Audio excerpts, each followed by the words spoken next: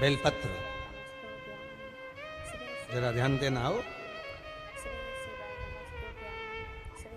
ये बेलपत्र जो होता है,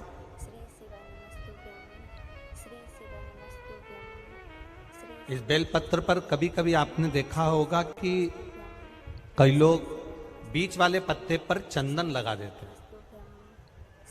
ये जो बीच का पत्ता होता है, इस पर लोग चंदन लगा देते हैं। शिव महापुराण की कथा कहती है, अगर भूलवश भी अनायास आपके पास बेलपत्र भी नहीं है, शिव जी का चढ़ा हुआ बेलपत्र भी अगर आपने उठा लिया और उठाकर उस बीच वाले पत्ते पर एक चावल का दाना रखकर भी आप भगवान भोलेनाथ को समर्पित कर रहे हो, तो ये समझ लेना कि तुमने महीना, 2 महीना, 4 महीना, 6 महीना, 8 महीने में, हम तो हमेशा कहते आए हैं, आज फिर कर रहे हैं, 1 महीना पूरा हो जाए जल चढ़ाते, 2 महीना पूरा हो जाए जल चढ़ाते, 3 महीना पूरा हो जाए, 4 महीने पूरे हो गए, 6 महीने पूरे हो गए, या आपका साल भर पूरा हो गया, प्रयास करा करो, एक बीच वाले पत्ते पर एक चावल का दाना रखकर शिव जी को समर्पित करना। क्यों? जो तुमने पूर्व में जल चढ़ाया है वो चावल का दाना अक्षय, उसको अक्षत माना जाता है, अक्षय माना जाता है। मतलब तुमने अभी तक जो जल समर्पित करा है वो कभी समाप्त नहीं हो सकता, उसका पुण्य तुम्हारे खाते में चले गया, अब तुम उसको किसी को भी प्रदान कर सकते।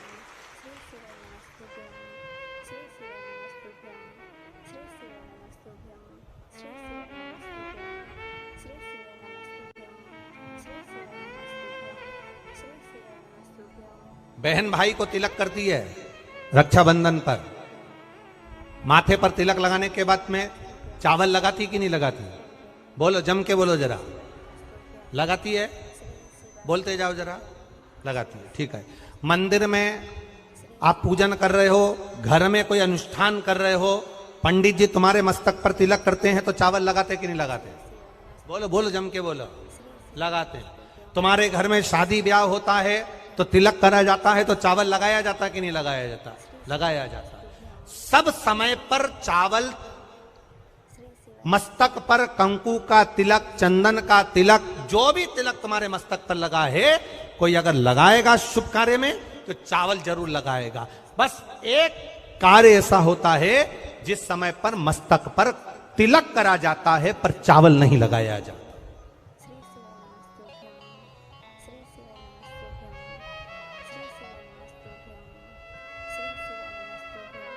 एक समय ऐसा होता है जिस समय तिलक करा जाता है पर चावल नहीं लगाया जाता। चावल का मतलब है अक्षय, मतलब बार बार भगवान ऐसा मौका लाए, बार बार भगवान ऐसी कृपा करे कि तुम ऐसा अनुष्ठान करते रहो, पुण्य करते रहो, सत्कर्म करते रहो, 16 सोमवार के व्रत करते रहो, चतुर्थी के व्रत करते रहो, तुम छठ की पूजन करते रहो, तीज का व्रत करते रहो, सोमवार का व्रत करते रहो, तुम्हारे घर में हमेशा ऐसे शुभ कार्य होते रहे। केवल अक्षय, अक्षत एक जगह पर नहीं लगाया जाता। कब नहीं लगाते अक्षत को? मस्तक पर तिलक करते समय अक्षत कब नहीं लगाया जाता? केवल एक समय पर। कब? जब घर में कोई शांत हो जाता है, और शांत होने के बाद जब मस्तक पर पगड़ी का क्रम होता है, उस पगड़ी के क्रम पर तिलक तो लगाया जाता है पर चावल नहीं लगाया जाता। भगवान से प्रार्थना करते हैं ये बार बार मौका मत देना, जो हो गया उसको समाप्त, ऐसा मौका बार बार ना दीजिएगा। हाँ, पगड़ी पर से उठ गए, अच्छा काम करने के लिए मंदिर जा रहे हो, स्थान छोड़ने के बाद अब तिलक लगाओ और उसमें चावल ढेर सारा लगाओ, कोई मना नहीं। पर अक्षय, उस अक्षत की महत्वता को समझना कि उसको बारंबार प्राप्ति ना हो, ऐसे कार्य की प्राप्ति ना हो, अच्छे कार्य की प्राप्ति, श्रेष्ठ कार्य की प्राप्ति, शुभ कार्य की प्राप्ति। अगर मौका मिले तो एक बार भविष्य पुराण, और एक बार मौका मिले तो कुर्म पुराण, और एक बार मौका मिल जाए तो नंदी पुराण, ये 3 पुराणों का स्मरण करना, इसमें आपको अक्षत की महत्वता प्राप्त हो। भविष्य पुराण, कुर्म पुराण और नंदी पुराण, इन 3 पुराणों में आपको अक्षत की महत्वता प्राप्त होगी कि चावल की महत्वता क्या है। एक चावल का दाना जब अशोक सुंदरी वाली जगह पर चढ़ाया जाता है, एक चावल का दाना अशोक सुंदरी वाली जगह पर चढ़ाया जाता है। हम माताओं से हमेशा कहते हुए आए हैं, आज फिर निवेदन करेंगे, जिस माता के गर्भाशय में गांठ हो गई हो, जिस माता के गर्भाशय में गठान पड़ गई हो, एक पत्र आया है उसको भी ध्यान दें, इसका वर्णन बताते हैं।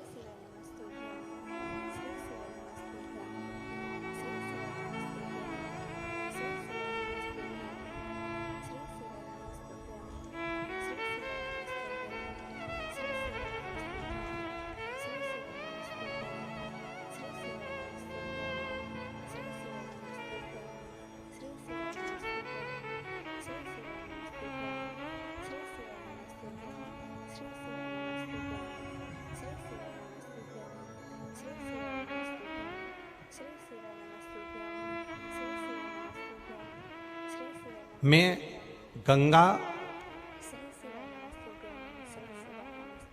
बारोसिया प्रीतनगर भोपाल से हूँ। कहीं बैठी हो तो हाथ हिला सकती हूँ। मैं गंगा बारोसिया प्रीतनगर भोपाल से हूँ।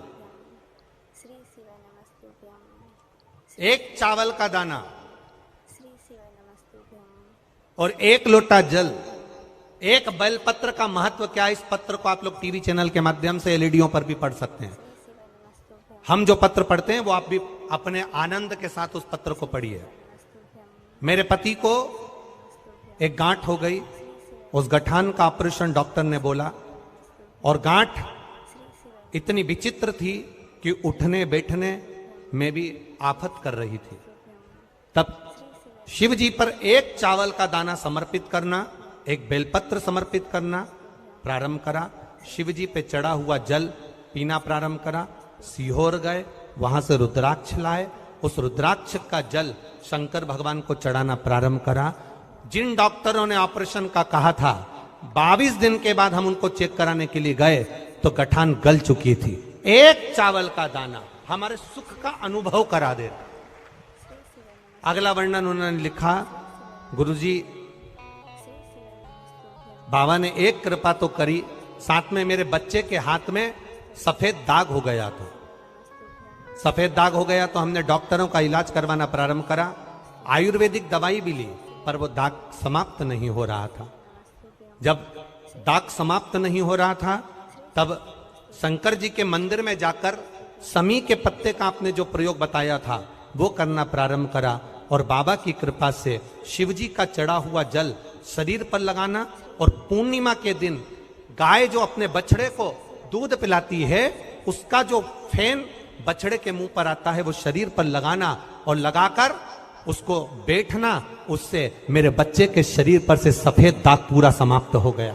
ये शिव तत्व, ये शंकर।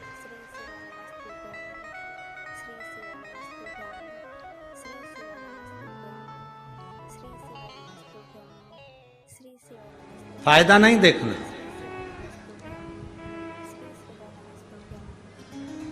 तो इतने समय से भगवान के मंदिर जा रही है, फायदा क्या हुआ? फायदा नहीं देखना। व्यापार थोड़ी ना कर रहे हो कि मुनाफा देखोगे या फायदा देखोगे या नुकसान देखोगे या लाभ देखोगे या हानि देखोगे। भगवान के मंदिर में जल चढ़ाना लाभ और हानि के लिए चढ़ा रहे हो क्या? अरे बोलो तो जम के,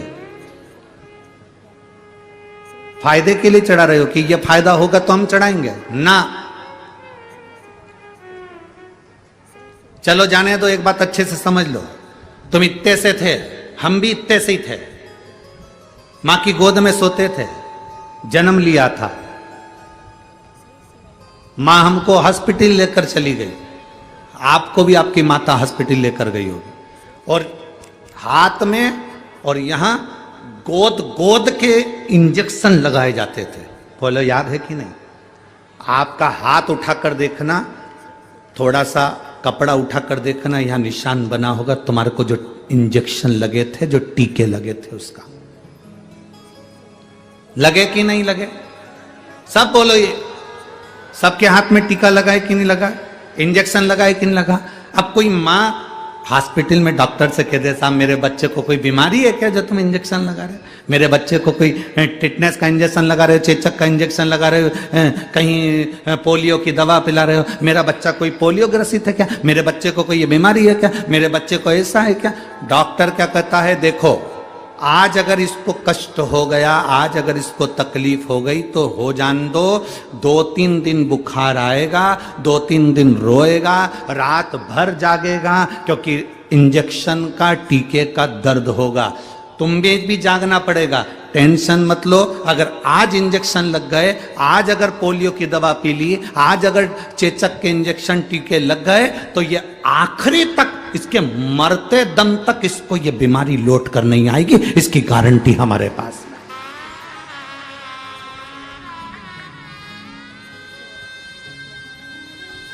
अब व्यक्ति कैसा हो गया,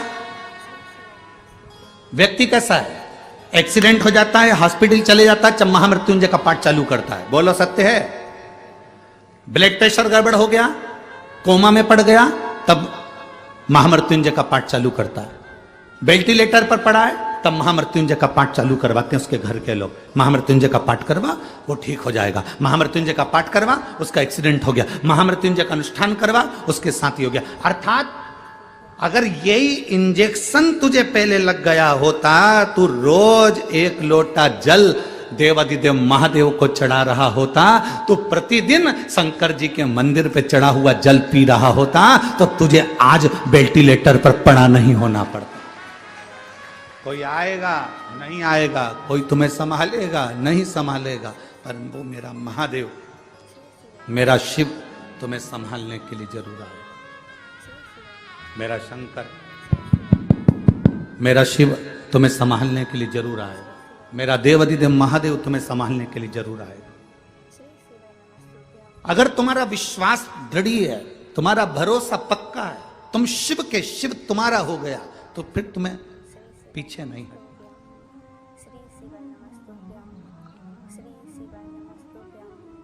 फिर तुम्हें नहीं सोचना,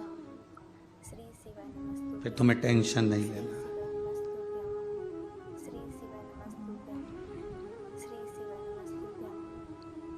दर्पण में मुख नहीं होता, संसार में सुख नहीं होता, ये अंदाजा आपकी जिंदगी में लगा कर रखना। दर्पण में केवल मुख देखोगे तब तक मुख है, दर्पण में परमानेंट तुम्हारा मुख है क्या? अरे बोलो तो जम के, नहीं। दर्पण में मुख नहीं होता और इस संसार में सुख नहीं होता। देखोगे तो दर्पण में मुख दिखेगा, और अगर दिल से देखोगे तो 5,000 की नौकरी में भी सुख दिखेगा, नहीं तो नहीं दिखेगा।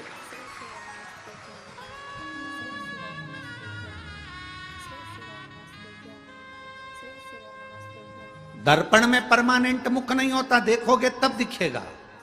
संसार में सुख नहीं होता, देखोगे तो दिखेगा। आपने सोच लिया कि मैं 10,000 की नौकरी में भी सुखी हूं, मतलब आप सुखी हो, और कोई करोड़ों रुपए कमा ले और उसमें भी नहीं सुखी रहता, उसमें भी जिंदगी भर रोता रहता, तो उसमें सुख नहीं है। आप 2 रोटी खा रहे हो और सुख की जिंदगी जी रहे हो, तो आपको रूखी रोटी में भी सुख नजर आएगा, और नहीं तो कोई घी की भी दे देगा तो सुख नजर नहीं आएगा, उसमें सुख का भान नहीं होगा। दर्पण में मुख नहीं होता और संसार में, बोलो बोलो जम के बोलो, सुख नहीं होता। दर्पण में मुख देखना पड़ता है और संसार में सुख देखना पड़ता है। आपके घर में जितना धन है, जितना वैभव, जैसी गाड़ी, जैसा बंगला, उसमें आप सुख देखोगे, आपको सुख मिलेगा। आप दूसरे के घर में झांकोगे, आप दूसरे के ओर देखोगे तो सुख का अनुभव नहीं होगा। आप दूसरों से अपने जीवन को कंपेट में रखोगे, अपने जीवन को संतुलन देखोगे कि मेरे बराबर है कि नहीं, ना मैं उसके बराबर हूं कि नहीं, नहीं, हमको नहीं देखना।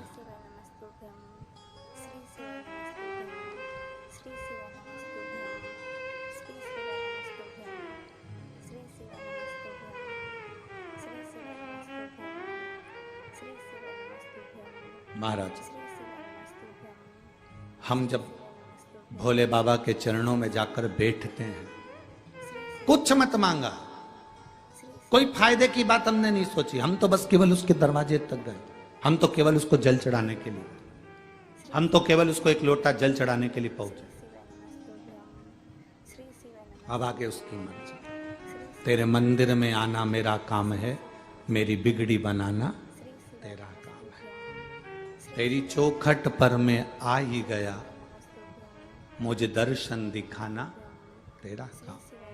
हम उसकी चौखट तक पहुंच गए, आगे फिर उसकी मर्जी है, वो दर्शन देगा ना देगा, वो हमको संभालेगा ना संभालेगा।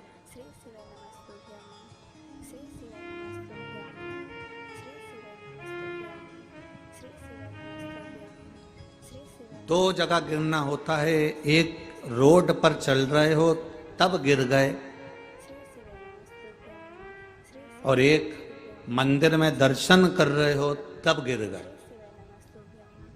दो जगह गिरना, दो जगह गिरने का क्रम, एक रोड पर चलते चलते गिर गए, एक मंदिर में गिर गए।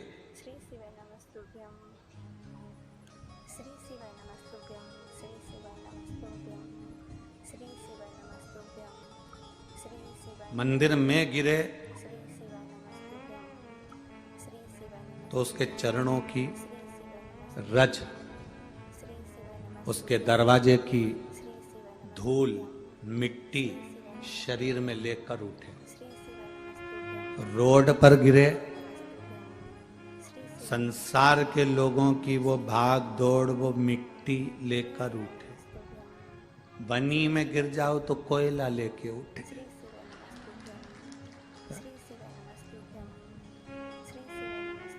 अब उठे,